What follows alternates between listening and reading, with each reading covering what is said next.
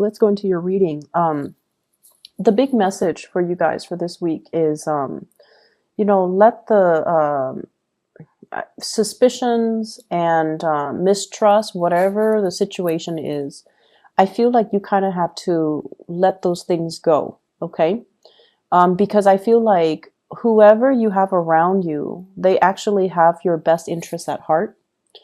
And I feel like they want to build with you. So I see two people. One is somebody that you really trust. This can be like a childhood friend. This can be somebody that you are making money with, like a coworker, somebody who is in your work environment, and you're generating a lot of money together. And you're also, it's sort of like this unwritten, unspoken agreement that we need each other and we need to be able to trust each other. So don't listen to anybody else that is interfering in that kind of work environment, because it's not going to serve its purpose. I feel like you two are very like-minded. It's almost like you look at them, they look at you, and they know what you're thinking. And I feel like there's somebody that might have tried to get in between, create like resentment or hostilities between you and this person. And I feel like at some times, at certain times, when other people have tried to get between the two of you, and let's just say on a day when you were feeling bad, right? And you were dealing with self-doubt, you might have believed whatever was said. And then when you're feeling good again, when you're in this person's presence, that's like physical proof to you that the person has your best interest at heart. But then there are days when you kind of doubt it. So I feel like whatever it is, whatever suspicions you might have, don't let other people get in the way. Don't let other people steer you off course based on what you know to be true because of your intuition. Okay, so don't let other people steer you away from your intuition. I'm also seeing as well, there is a relationship partner, somebody that you might have been seeing, you might have been dating. They really, really, really want to build with you. They really want a relationship. They really want a commitment. Okay, so if you started dating them and you're not at a point where you want that, you need to pump on the brakes and you need to let them know, because I feel like they're fantasizing and dreaming up and conjuring up this marriage, this, moving in together, buying property together. And I feel like if you're not ready, you definitely need to let them know. And then I also feel some of you are thinking about proposing. So congratulations for those who are dealing with that. It looks good, because you definitely have somebody who's going to be by your side. They're not going to run away when things get rough. Okay. They're going to ride or die with you. So I feel like they're going to ride it out through your mood swings, through your low points, when you are experiencing a lot of, self-doubt, when you're going through a lot of transformation in your life. They're going to be there. And they're going to make that very clear to you that they're going to be there. And so I definitely feel like that this person is going to be there for you, and that you found something that is very real. But if you're not ready, then, don't lead them on. And then on the other hand, if you are ready, I feel like they're ready. It's just a matter of both people individually. You need to be secure in your foundation first in order to make this relationship work. Okay. So I feel like it harkens back to a time in the past where you might have been financially stable, but your partner was not. And then it created so much chaos in the relationship. And I feel like that fear, that anxiety is coming back around, even though it's been, years and years ago. The energy is coming back around where you are very, very cautious this time around. I need to be secure financially. The other person needs to be secure financially in order for us to get together and have a successful relationship. One person, you're starting to realize, one person cannot subsidize another person if you're in a relationship with them. Okay, as much as we want to help the other person, as much as we care and we feel like money shouldn't matter, I definitely feel like there are cycles that are in danger of being repeated. So if you want this to work out, you need to be very realistic, and you need to make sure that the other person is stable and secure first. If they're not stable and secure on their own, they're not going to be a really good relationship partner. Even though you might love them, even though they might love you, it's just not built on anything practical. So you want to be careful about that. I honestly see for some of you, there might have been like a divorce or something where you're trying to build up, your assets. You're trying to reinvent yourself. You're trying to rebuild. And it has taken some time to get yourself to this point where you are starting to feel a little bit less wobbly financially. You're starting to feel a lot more secure, and you're starting to, be very hopeful about your financial situation, which is good.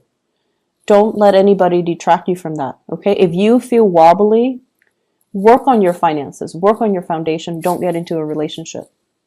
If you feel like you need a distraction through a relationship, find distractions. Don't make promises and promise more than you're able to deliver. Okay. Because, once again, this cyclical pattern, I feel like, the past coming back to haunt us. Old ways of doing need to be left behind, and we need to be very honest and very sincere with ourselves. It's almost like looking at your reflection in the mirror and asking yourself if you like the person that you are becoming, if you're truly truthful and honest in your dealings, and if you're happy with that. Okay, so I definitely see a lot of introspection and a lot of just the energy of you measuring your worth based on whether or not you like that person in the mirror.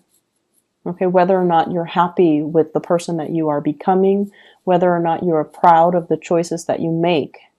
And it's a really good time to confront ourselves and just, build ourselves and make ourselves into the most stable, the most forthcoming, and the most honest person that we can be. I'm also seeing the energy here about somebody who's married and also in another relationship. So I see that element coming in where I feel like it's a fantasy, like it's at a point where you want it to happen. You want to have an extramarital affair with another person because the two of you feel like a very strong soul connection. So yes, your partner is very stable. You love your partner, and you're happy. But then there's also another person outside of that relationship who you feel you feel like you have a very strong soul connection with them, and you're definitely very attracted to them. They're very independent. They have this devil may care attitude. Like they don't take themselves too seriously, and you find that very refreshing. They're very independent. They possibly could be self-employed for some of you. They have also been through, their fair share of hardships in life, and they're strong. And because of that, you really admire this person. And so you're fantasizing about them. You're thinking about them.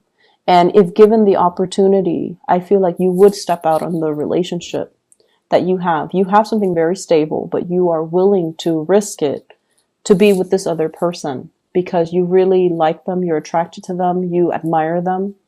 And so that's what I'm seeing right now. You're straddling the fence. The temptation is really strong. The temptation is really strong. The pull is very strong. So, once again, at the end of the day, look at yourself in the mirror and ask yourself, who's the person that I want to become? And am I okay with that? Am I okay? Am I going to be able to sleep at night? Am I okay with the person that I am and the choices that I'm about to make? Because I feel like some of you are risk adverse. It's in the fantasy realm. You're not going to go ahead with it. But given the opportunity, you might change your mind. So just, steer clear of temptation if you can, because we are heading into Mercury retrograde, by the way, November 17, and secrets have a habit of slipping out. Okay. We don't behave as carefully as we should. We if we lie, we might like trip over our lies. Things will get found out at very inopportune moments. So it's just a really notorious time for things to slip out. So just be careful about that. And this energy is going to run, I believe, until December 5th. So do as you may, but just keep these things in the back of your mind.